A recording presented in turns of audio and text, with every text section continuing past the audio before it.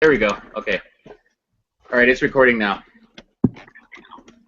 Okay, so my name is Alex Escobar, and this is Team 12. We're doing the interview with me, and I'll start with my autobiography. I am 39 years old. I was born in Culver City, California, in the late 70s in '77, and when I was born, my mother took me back to the motherland at 6 months because she was a single parent and was struggling. She couldn't feed me, so she sent me to my grandma's house in El Salvador. And I was raised there by my grandparents until the age of 4. Once my mother got situated here financially, she stayed here in California. She flew back to El Salvador. She was a U.S. citizen, and then she brought me back because I was a U.S. citizen. And I started living my life in Southern California in Southeast Los Angeles. I have two other siblings, my sister who's 2 years older than me, and a brother who is 10 years younger than me. And I grew up in the southeast portion of LA, single parent. My mother worked 7 days out of the week, every day, so she instilled in us the discipline, the drive to succeed in life because it was very difficult for her. She roughly made about 15 to 20,000 a year, and very low income. We were poor, we struggled. So I kind of began to have that mentality where I wanted to work hard in my life so I can help her develop myself and be able to provide and support her as once I became a man and had my own career. So in school, I was always determined and self-driven to get good grades. Naturally, I always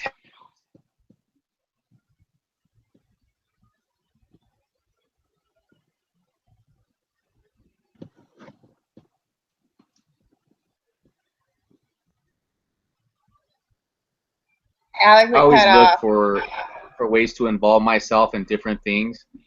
At school, sports. I started doing a lot of sports at a young age.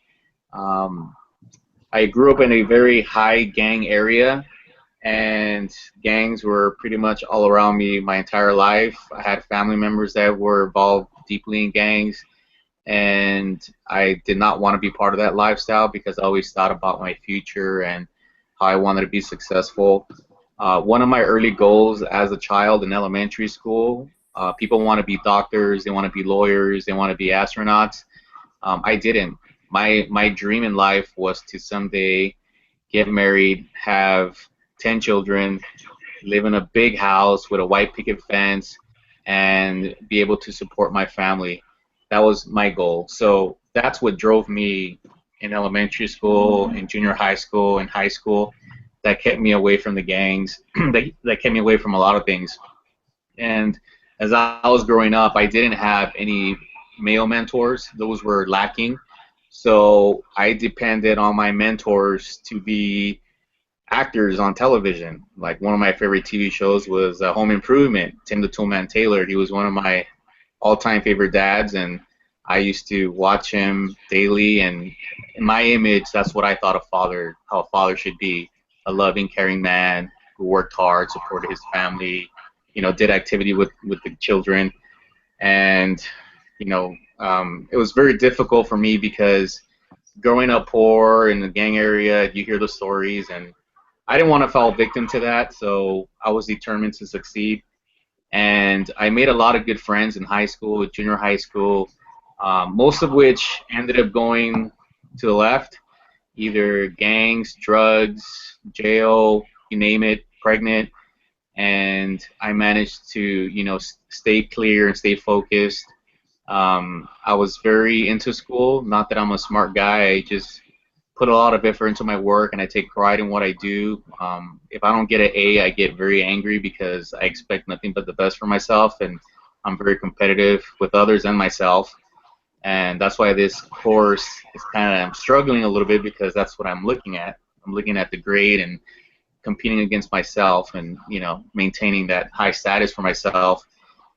So as I transition over, to kind of like the family part of it as I was growing up. I call it the Wonder Years, only because I don't know if you have seen the TV show The Wonder Years in the early 90s. That's what my life was like. I mean, I've experienced a lot of, how can I say this nicely, a lot of bad things, and I've been witnesses to drive-bys, robberies, things of that nature. And myself, used to be chased home by gangs and just kind of never surrendered to the lifestyle. Can you turn the light on? To that lifestyle. So I kind of maintained myself in that way. I just mentally just strong. I mean, just survival. It's right there. Yeah.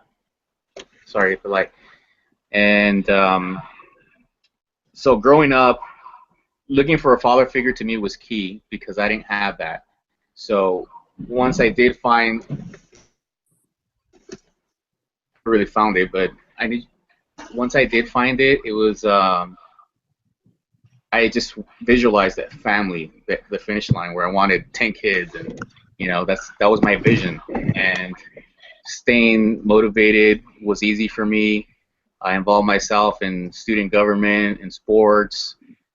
When I graduated from high school, I went to UC Davis briefly, and I had a lot of things happen in my lifetime that just, I had 13 deaths in my family my senior year in high school, friends, family, and that kind of impacted me a lot. And that's how I ended up going into the military and law enforcement.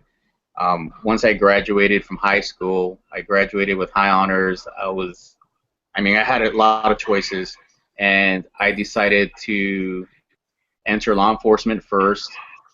I really had a passion for it. I work in the community that I was raised in. So just imagine, as a rookie officer, I saw a lot of my friends. I arrested some of my friends. I saw some of my friends get killed. I responded to calls as a police officer, and I got to see all the negativity of the stuff that I grew up with, but I saw the actual bad things, the actual work in police work. So when 9/11 hit, I was a police officer already, and I'm a man of my word. I'm committed. When I make promises, I fulfill them. So when I was in the 6th grade in junior high school, the Black Hawk movie Down. Have you ever watched Black Hawk Down, when they show the snipers that get tortured and everything? I remember I was in the liquor store playing video games, and I made a promise to myself that day, if I'm a grown man, if I'm able to do something to pay back for what they did to those soldiers, I was to do it. So when 9/11 hit, it was a no-brainer for me. It was a no-brainer for me, and at the time, my wife and I were dating. My wife was in the military; she was in the Marine Corps, and I told her that Tuesday morning, as the towers were getting smashed, I told her, "Look, I'm leaving police work and I'm joining the military," and she was very supportive, and resigned from my job as a police officer and went. I enlisted as a rifleman, as a grunt, and I deployed a couple of times overseas. I was part of the war. I saw combat. I had friends that were killed, friends that were injured, and the side effects of post-war PTSD, the alcoholism, and all that stuff. So once I completed my military service, I returned to law enforcement, still working in the city where I'm at. And my career in law enforcement has been very good, very satisfying and rewarding, because regardless of what's happening now with the whole situation, the politics and the Black Lives Matter, and the brutality that's going on, I'm able to see the reality of what we do as police officers, and I put murderers in prison, rapists, child molesters, robbers, gang members, and it's very rewarding for me. It's not about money for me; it's about just satisfaction and helping people, and that's what I do. That's why I love what I do so much, because I just love helping people, and I remember myself going through similar things, and no one offered to help me. So as a police officer, I make an effort to go to communities, talk to children, talk to teenagers, even adults. I talk to them and I tell them, look, you got to find a way out. You can't make excuses. And when they tell me, well, you don't understand, I always tell them I grew up in this neighborhood. I do understand. Just you got to fight it through. So that's the type of mentality that I have. My law enforcement career has been very rewarding, like I said. I've worked patrol. I've worked detectives. I'm part of the SWAT team. I've worked with narcotics team. Um, I'm a supervisor now. I'm a sergeant, so I manage the detective bureau, and I also manage our SWAT team. But there's a lot of other collateral duties that I do. I do a lot of youth work. I do volunteer work at church. I'm a youth pastor. I involve myself in a lot of just things to me that involve people, that can help people, that can make a difference, that can, I believe that in my lifetime, if I can make a difference with one person, have them change their life, to me it's rewarding. So, I stopped going to school when I was 19 because I started law enforcement, but I decided to return because my two oldest girls, they're 12 and 11, and I want to get my degree by the time they get to high school or they graduate from high school, to set an example. And it's also one of my lifelong dreams to be a college graduate. And ASU was the best choice for me just because it ranked in the top 10% of schools nationwide for online schools. The Pat Tillman Foundation, they're veteran friendly, and their colors are like the Marine Corps colors, red and yellow. So to me, that's why I chose that school. My wife has been a key part of my life. She's very supportive, loving, caring.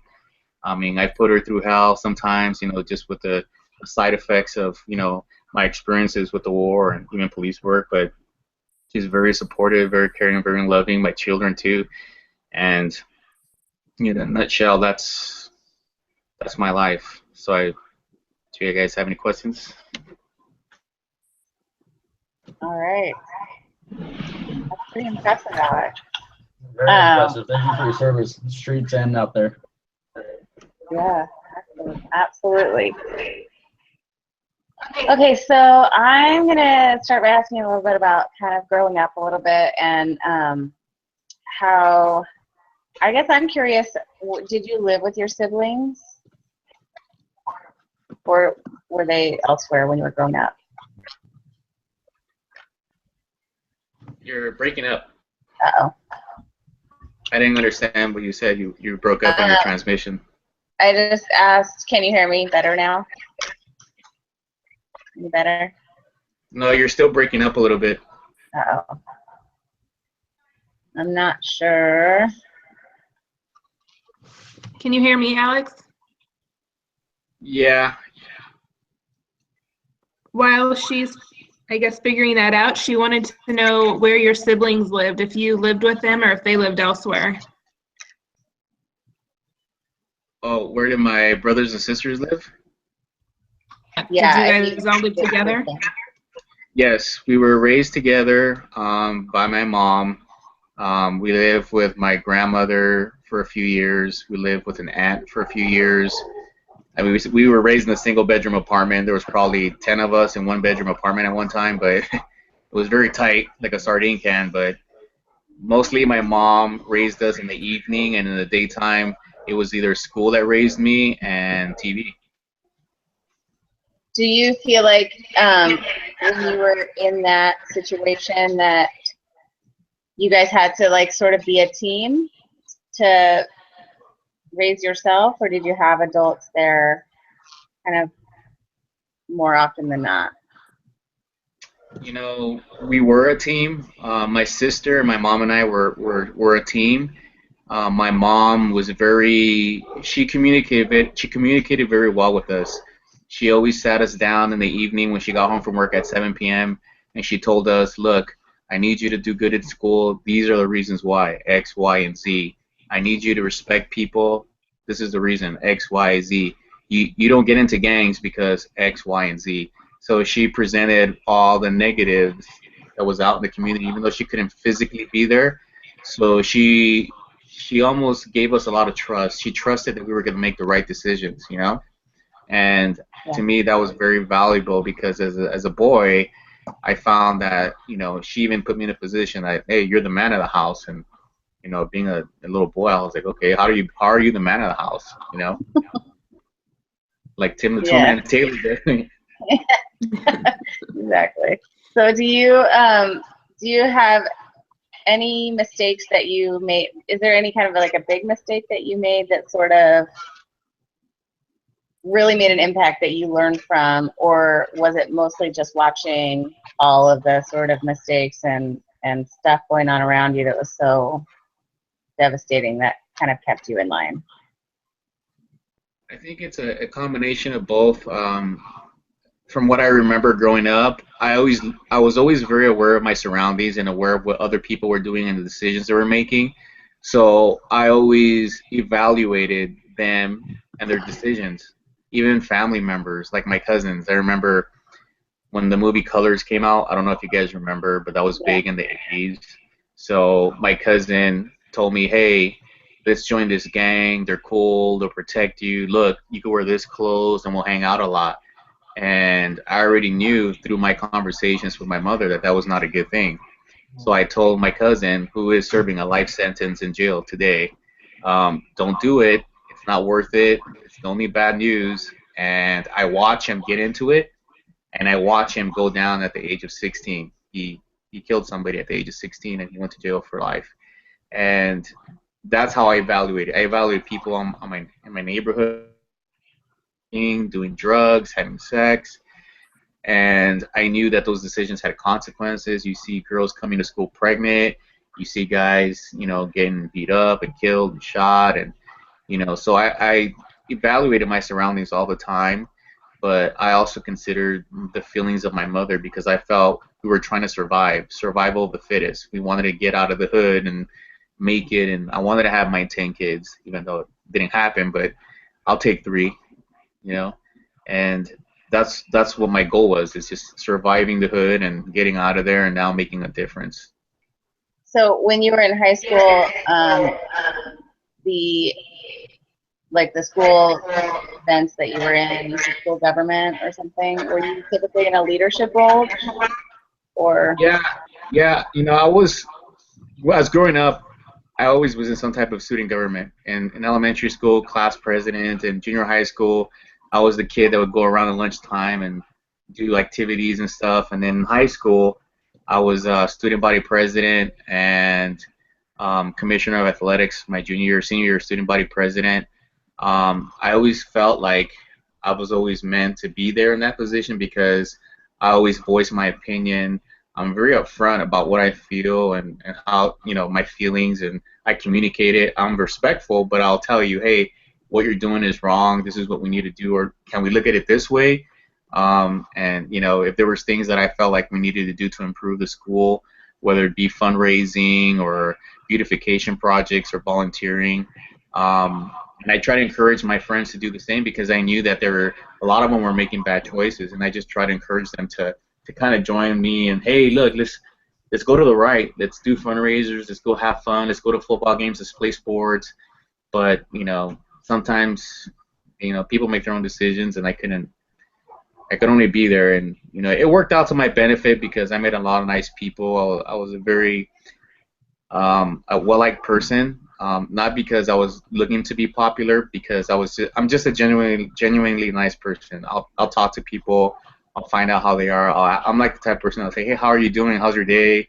How's everything going? And how's your family? Even if we just met, and because that's how I am. And in school, that's how I was. And a lot of people knew who I was, and I had a lot of friends. And Yeah.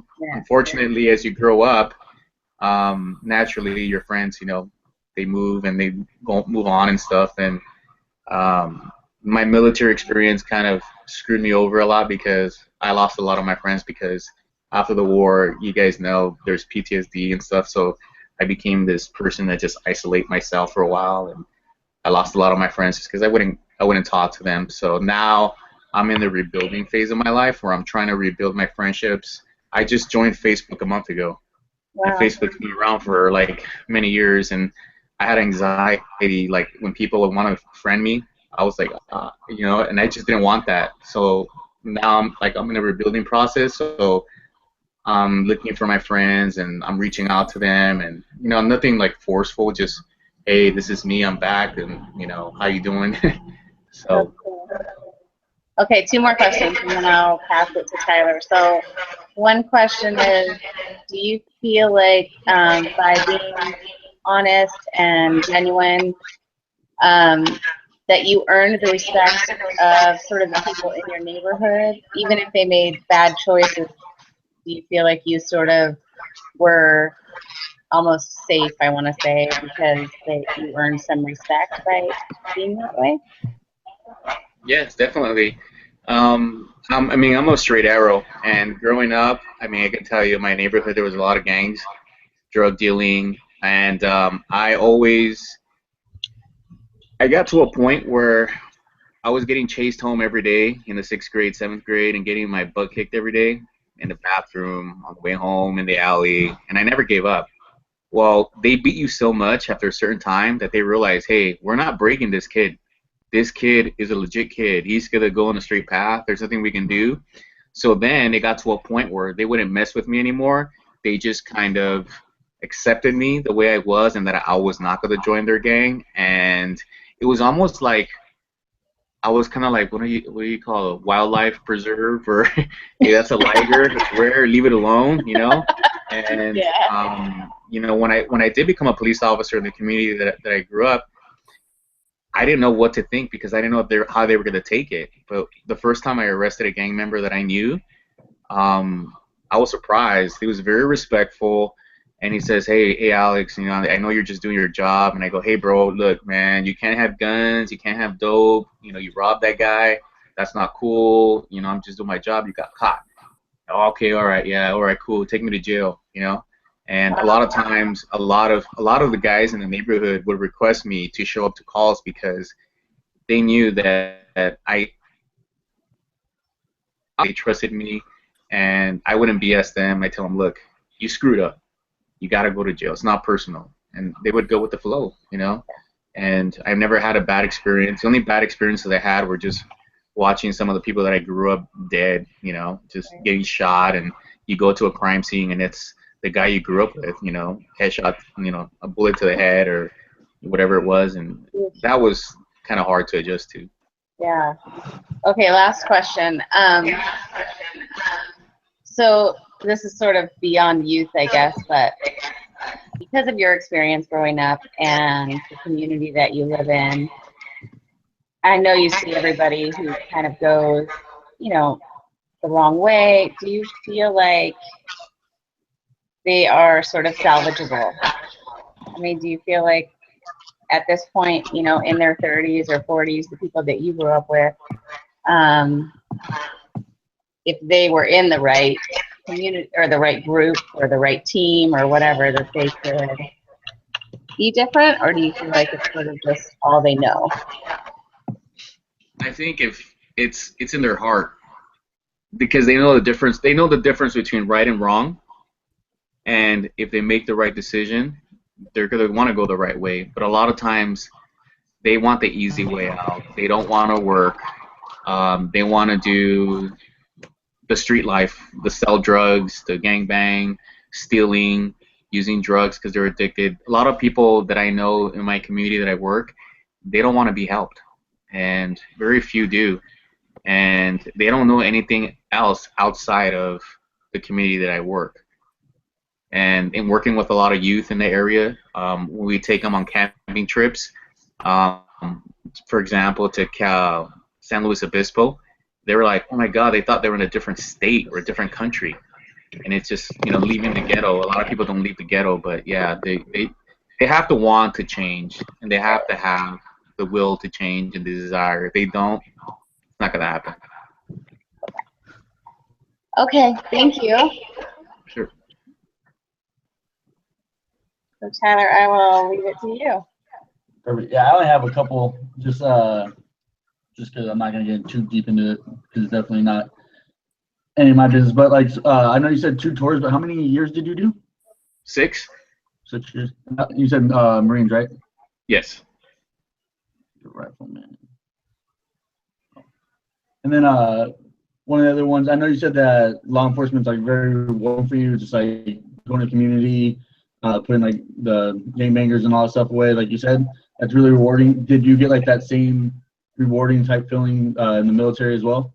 That like you felt like you did your part and like you were proud of everything that you did out there and for the country? Yes.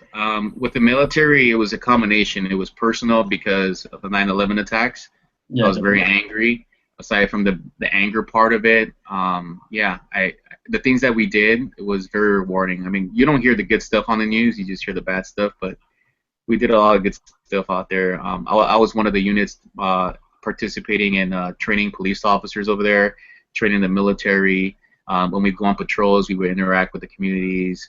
A lot of the males have fled the town, so a lot of the women were left with no money. So we had money, we would give them money, and they buy food, we pay their rent because they still had to pay their rent. It's just weird. I mean, you know, life doesn't stop just because there's war, and you still have to pay your bills. And if there's bombs coming in, you better figure out a way to make money.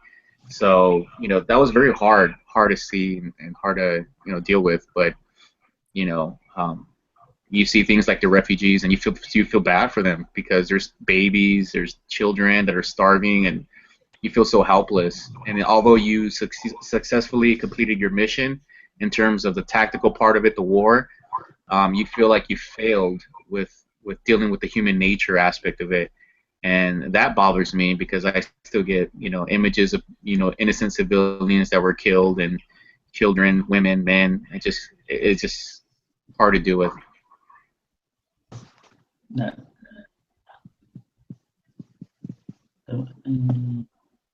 Yeah, that's all I got for military. You pretty much answered all of it. You explained everything really good in the intro. Okay, I will go next. So I'm covering family. So Alex, how does your family influence your career? Well, I'm going to be honest. My mom was very disappointed with me when I became a police officer and when I joined the Marine Corps. She thought I let her down. I disappointed her only because she expected me to be.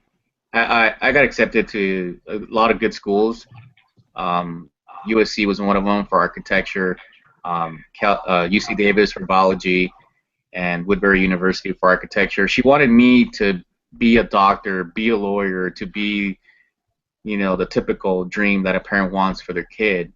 And it took a lot of courage for me to no, that's not what I want. This is what I want to do. And it took her a long time, my mother, to understand. And of course there was the fear of getting injured or killed and in the work. But once she finally realized the importance of it and that it made me happy, she was very supportive. But she was very influential to me just because she always wanted the best for me, and she always told me, do what's best for you, what makes you happy. But my happiness had a different interpretation than her happiness. Her happiness had to deal with money and prestige.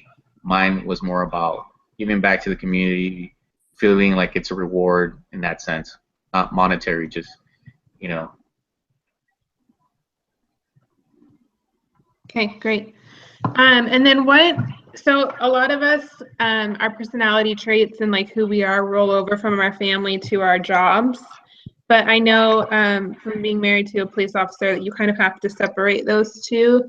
So what roles do you play in family that you would or wouldn't play in your role at career? You were kind of broken up. I just heard roll. The whole thing? You heard roll. Yeah. I just heard roll. Okay. You know how most of our personality traits carry over from what we do at home to what we do in our career? We kind of are like that same person. But I know from being married to a cop that sometimes you kind of have to separate those things and from your career. So what you have to separate from your family or have to separate that you do from work? Yeah, that's very difficult. I'm fortunate enough where I drive 110 miles round trip every day.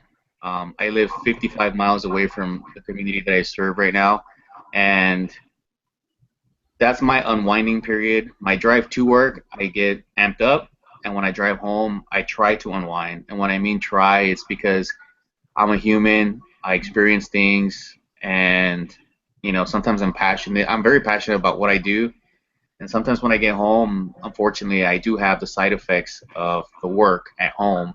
Sometimes I'll be a little moody. Sometimes I'll be, angry. Sometimes I'll be detached. I'll be numb, because, I mean, I can tell you stories, but it's just very, law enforcement is, it's not a regular 9 to 5, and you see a lot of things that are very disturbing, especially when it involves children and women and even men. But I've seen some graphic things. I've handled some graphic cases that it's just when you go home at the end of the day, the only therapy that you have, you would think, would be your children, but sometimes you're just so disturbed and bothered, your mind just starts to it's like a cyclone in your head, and I find myself going to the gym for 2 3 hours just to try to get away from the reality and come home, and by that time it's hopefully no damage is done, but it's not an easy transition for me. When I go to work, I try to be a nice guy, but sometimes people want to kill you and hurt you, and the beast has to come out, and and you have to tell yourself, okay, the beast has to go down. You have to be a nice animal in a sense, and it's hard to switch it off and switch it on. I've been doing this long enough where you would think I've mastered it, but no, it's always work in progress. And my wife reminds me constantly, you need to kind of chill. You're amped up. Do you need to go to the gym? Do you need to, I try not to. There was a period where I would drink, but now I don't drink as much. I just kind of deal with it in a different way, but it's not an easy thing to deal with. So what are the family dynamics? Like, what role does everybody kind of play in your family? I just provide the money. Good yeah, man. no, I'm blessed. I'm blessed where I make enough money where my wife doesn't have to work, and I'm living my dream, the dream that I always dreamt about when I was a kid.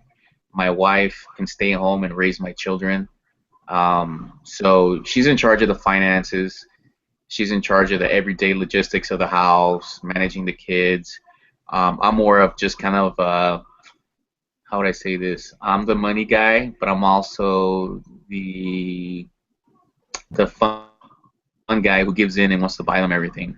But I also the disciplinary. So mom would say, "Hey, do this," and if they don't listen, I'm telling dad, and then that's when dad comes in and get them in a headlock or something, or body slam them, and it's over.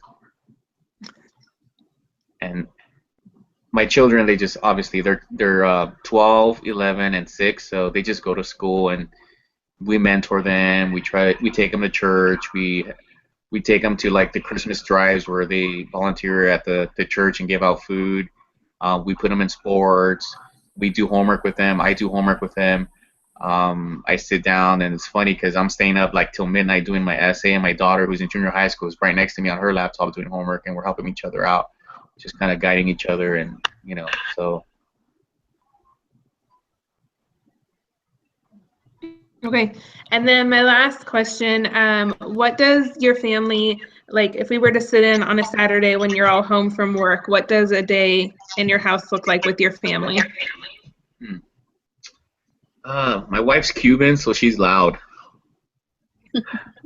My kids are Cuban, so they're loud. They like to dance. They like to be social. So my day, every day, even on my days off, starts at 6 in the morning with the dogs because I got to take them out. And then we have soccer practice, and I'll take a book or something, and I'll read and do homework. After soccer practice, take the kids to either the park or the LA County Fair, wherever's going on, and then we'll go eat as a family to a restaurant. And then at nighttime, we don't have the luxury to have babysitters, so my wife and I don't get a lot of couple time. So we'll take the kids to the art house if that's what we want to do, and we'll eat dinner there, and my wife and I will try to spend our quality time there, and the kids are next to us. It's kind of weird, but Yeah, that's a typical day on a Saturday, Sunday. I mean, the weekday it's just wife runs the house, she takes the kids to school, they go home from school, I get home from work, and we all do homework together. My son, I'll take him outside. He likes to play. We'll take him to, do stuff and bike rides and do whatever we can do with them to keep them entertained. Great. Well, that is all I had. Can I ask a question about work, about your Yeah. career now? So, are you on a team of people at work, or is it just like you and one other person, or is it a big team? And how do you guys do like conflict resolution within the team, and then kind of compare to how that worked in the military? Like, how big of a team was it in the military, and did you have a lot of inner team conflict, and how did that get resolved? Okay. So law enforcement, like the military, is paramilitary environment. So you have the chain of command, you have a ranking structure. As a supervisor, I have my supervisory powers. I have the ability to use progressive discipline. In the military, my team consisted of a platoon of 40 to 50 guys, which we spent together every day. In law enforcement, my team now currently, our detective bureau is about 10 people. So I have 10 people that work with me and that I supervise. The SWAT team I have, we interact monthly training and stuff like that. My leadership style, I'm very democratic. I understand people where I have a lot of trust in people, and I make it pretty clear to them that I trust you until the moment I can't trust you. So if I assign you a task, I'll explain to you, hey, I need X done, and I'll tell them, look, I'm here as a resource. Let me know if you need anything. I have experience. There's other people with experience. Don't be embarrassed. Just get it done. But then if I find out it's not getting done, I'll pull them in. I'll kind of talk to them and kind of try to steer them in the right direction. I believe in having a good, friendly working environment. So at work, I try to get team building. So we'll spend time sometimes, at least we try to do it when we can, but we'll go and have dinner and some drinks when we can. During birthdays, we'll celebrate our birthdays in our detective bureau. We'll buy a cake, we'll buy some food, we'll sing happy birthday. For holidays, we'll do a gift exchange. We'll decorate the detective bureau. Like Halloween's coming up, so we're already starting to decorate for Halloween. We talk to each other first name basis, even though you're not supposed to call me by my rank. So some people prefer that. I don't. I like more of the personal approach. So I like people to call me by my first name. And then, the internal conflict will depend on the type of people I have on my team. My team has gained 3 new team members, and I lost 3. So the previous detective team I had that I was managing, we had one person that was extremely difficult to get along with, and he required special handling skills, and he just threw off our chemistry, and it was not a good environment to be in. But I made my efforts to try to bring the team together cohesively, but it was just a personality issue with the person, and ultimately he moved out to a different assignment. And once we gained new members, that was one of my first discussions that I had was we need to be a team, we need to work together, we need to bond together, we need to do this. So when we work together, we help each other out, and there's no complaining, there's none of that stuff. And it's worked very well. I believe my team, and I'm not taking full responsibility for this, but my team is very happy. They look forward to going to work every day, and I think we all provide something that provides that good atmosphere.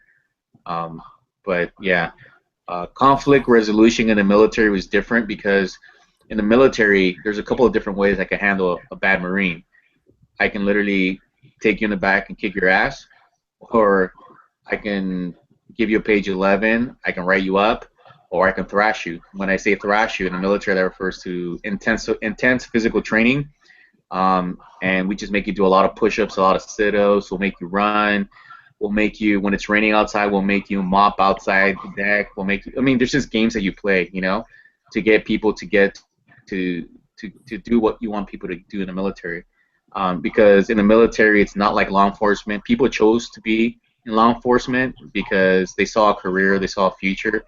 In the military, it's a little different. People join for the wrong reasons sometimes, and I've seen it in the war zones where that's how people reacted to gunfire and combat. So you had people that joined the military because they wanted to get out of the house, they wanted money for college, and there you are in a war zone and you're getting attacked and there's people hiding behind cars and yelling and screaming and they just freeze. And I've seen it, and it